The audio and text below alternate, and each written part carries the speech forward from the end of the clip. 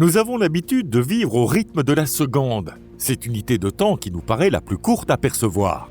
Une seconde, c'est le temps d'un battement de cœur, d'une inspiration ou d'une expiration dans une respiration calme, d'un simple clignement des yeux, d'un pas à allure normale, du 1, 2 scandé lors d'un rassemblement à l'école, du tintement bref d'une cloche ou encore du petit clic d'un interrupteur que l'on actionne. Mais imaginez un instant, si nous pouvions réduire cette unité de perception qu'est la seconde à 1/100, puis encore à 1/100 de celui-ci, et observer le monde à ces échelles toujours plus petites, qu'est-ce qui apparaîtrait sous nos yeux? Bonjour à toutes et à tous. Aujourd'hui, je vous propose une expérience de pensée. Nous allons ralentir progressivement le monde jusqu'à voir la réalité se transformer sous une apparence totalement différente. Nous commencerons par la seconde que nous connaissons tous, puis passerons à 0,01 seconde, ensuite à 0,0001 seconde et continuerons à réduire cette échelle. À chaque étape, un spectacle extraordinaire, totalement invisible à l'œil humain au quotidien, se dévoilera devant nous. Qu'est-ce qui nous attend donc tout au fond de cette limite ultime du temps? D'ailleurs, le temps possède-t-il une limite minimale? Tout comme la matière a une limite, le temps en a-t-il une lui aussi? Dans l'Antiquité, comme l'affirmaient Démocrite et Leucippe, on pensait que l'unité la plus petite de la matière était l'atome. Des milliers d'années plus tard, nous parlons désormais de particules élémentaires telles que les électrons, les neutrinos, les photons ou les gluons. Et selon la physique moderne, la plus petite longueur possible est la longueur de Planck, égale à 10 puissance moins 35 mètres. C'est une limite absolue. Au-delà, le concept même de taille cesse d'avoir un sens. Mais existe-t-il une limite comparable pour le temps? Une unité si infime qu'en dessous d'elle, le concept même de temps disparaîtrait. Et au juste, que signifie le fait que le temps perde son sens? Bienvenue sur Perduchan. Et pour vous révéler d'emblée un léger spoiler, oui, cette limite existe bel et bien. Entrons maintenant dans le détail de cette fascinante question.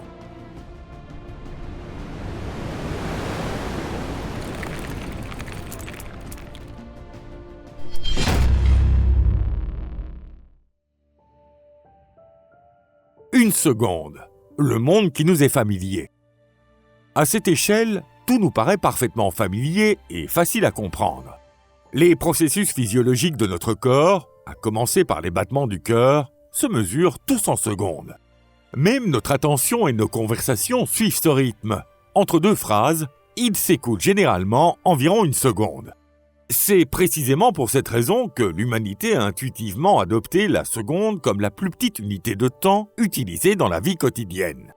En quelque sorte, la seconde est la cellule du temps de notre réalité, l'unité fondamentale grâce à laquelle nous percevons le déroulement de notre existence. Cette conception de la seconde s'est progressivement imposée au fil de la tradition astronomique, de l'Antiquité jusqu'au Moyen Âge.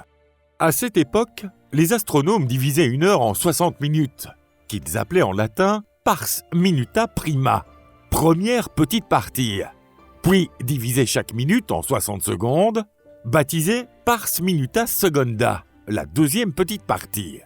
C'est de cette expression latine qu'est né le mot « seconde », qui signifie à l'origine « la deuxième petite partie d'une heure ». Plus tard, il est devenu courant de considérer comme une seconde la demi-période d'un pendule à seconde, dont la longueur est d'environ 1 mètre.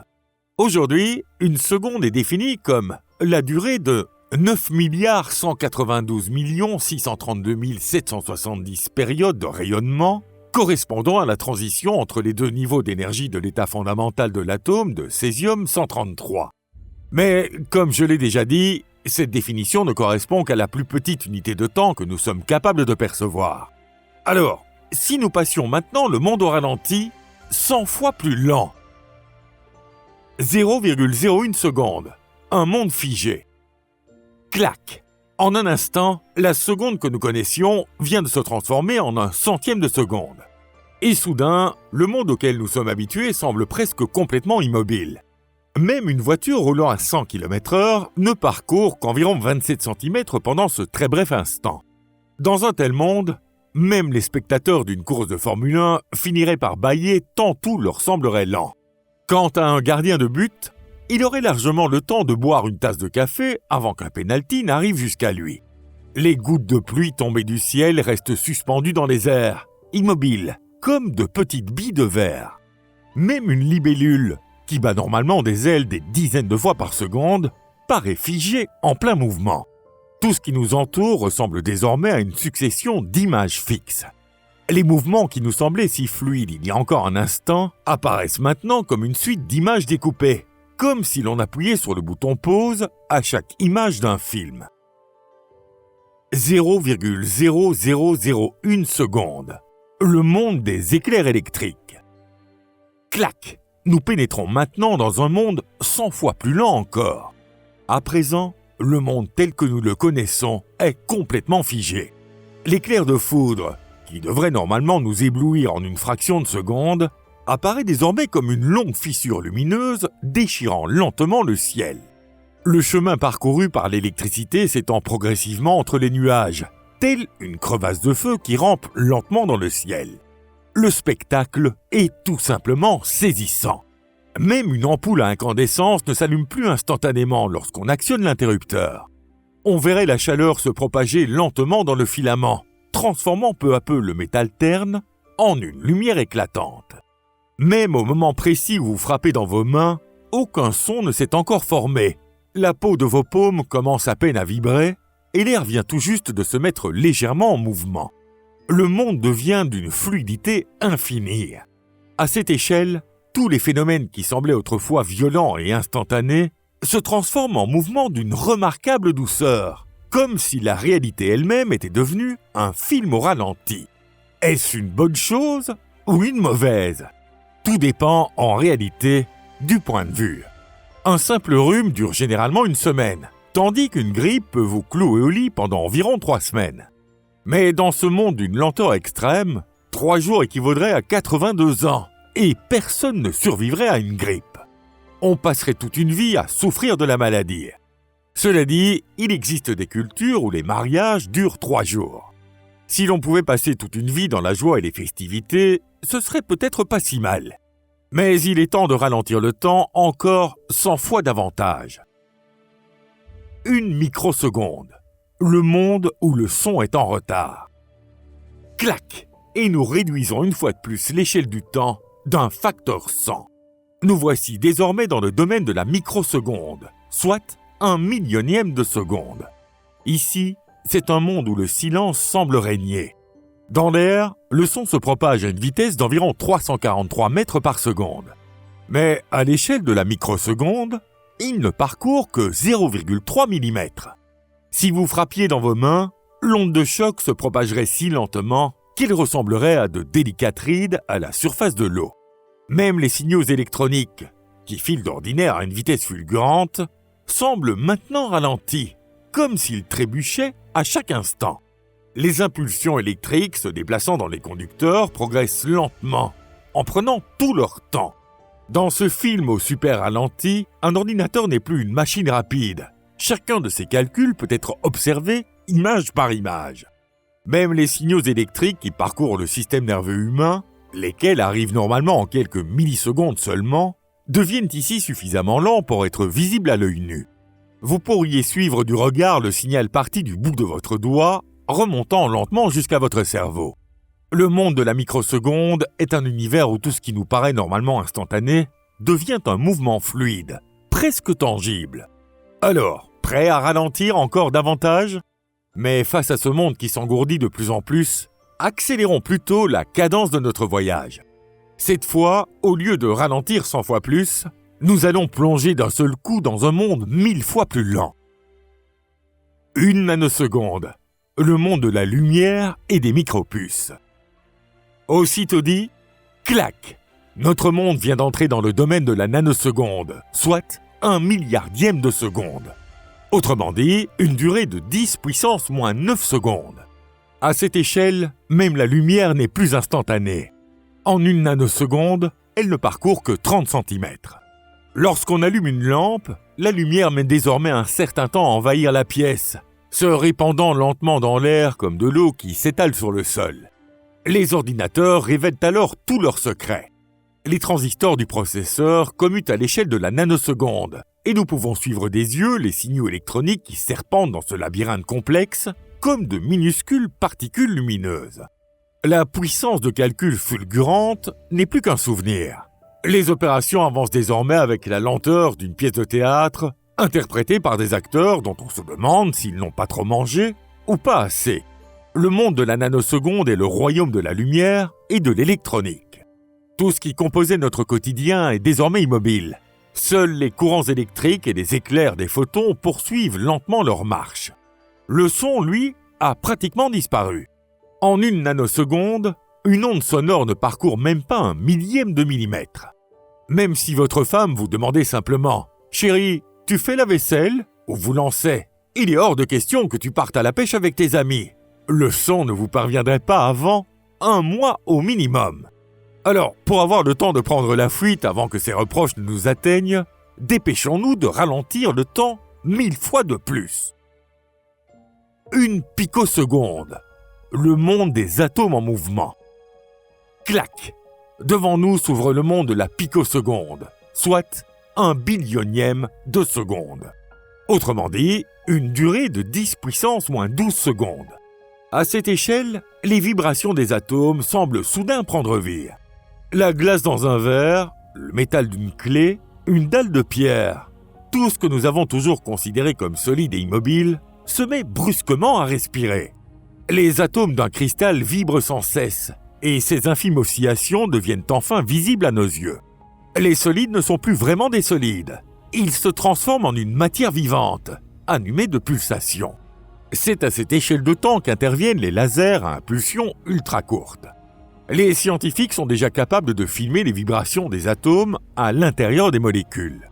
Sous nos yeux, cela ressemble à une immense danse entre la lumière et la matière. Chaque particule joue sa propre mélodie au rythme du billionième de seconde, formant un gigantesque orchestre.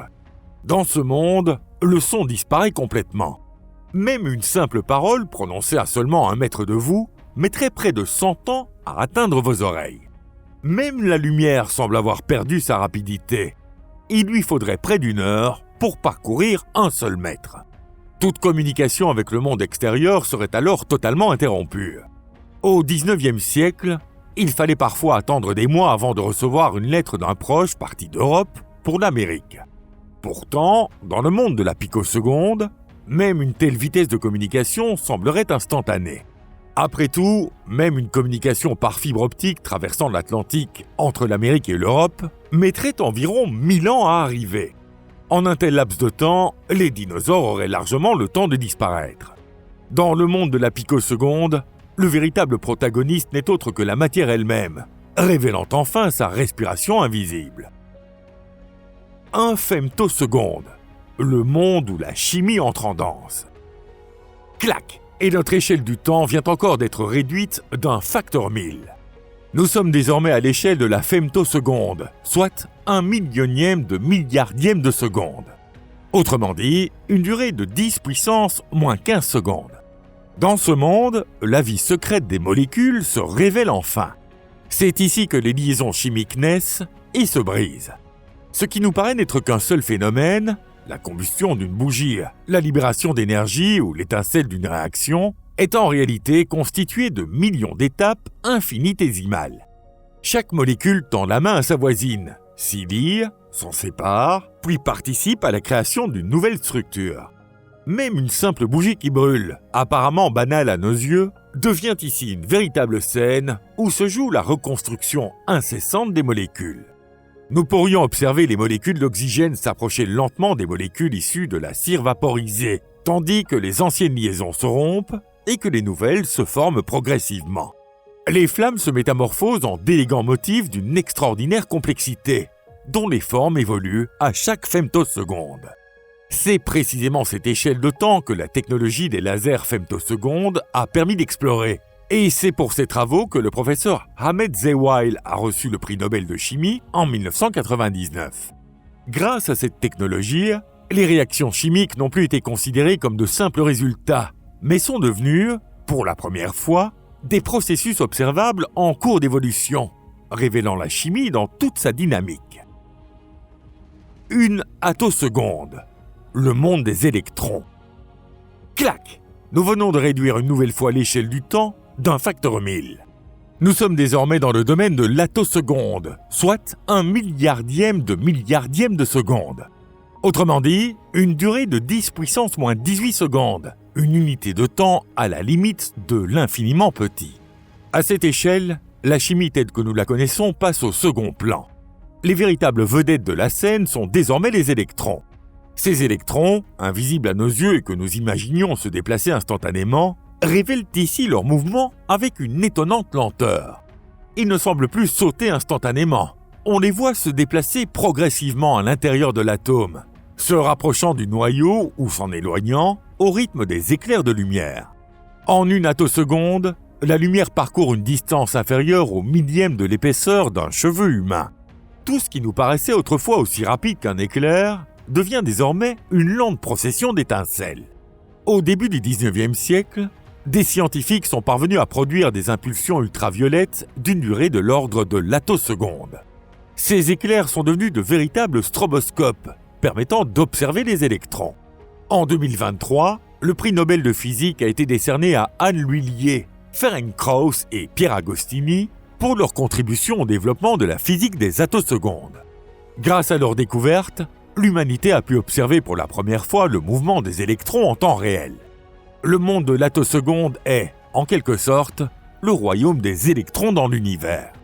C'est là que naît l'électricité, que la chimie prend forme et que les particules jusque-là invisibles apparaissent enfin comme les véritables protagonistes qui mettent toute la matière en mouvement. Une zeptoseconde, le monde des photons. Clac! Et une fois encore, nous réduisons l'échelle du temps d'un facteur 1000. Nous voici désormais dans le domaine de la zeptoseconde, soit 1/1000 de seconde. Autrement dit, une durée de 10 puissance moins 21 secondes. À cette échelle, même la lumière semble presque immobile. En 2020, des scientifiques sont finalement parvenus à mesurer le temps qu'il faut à un photon pour traverser une molécule d'hydrogène. Ce temps est d'environ 247 zeptosecondes, la plus courte durée jamais mesurée par l'humanité à ce jour. Imaginez un photon pénétrant lentement dans une molécule, heurtant le nuage électronique, se frayant un chemin entre les atomes, puis, selon notre nouvelle perception du temps, mettant un temps considérable avant d'en ressortir enfin.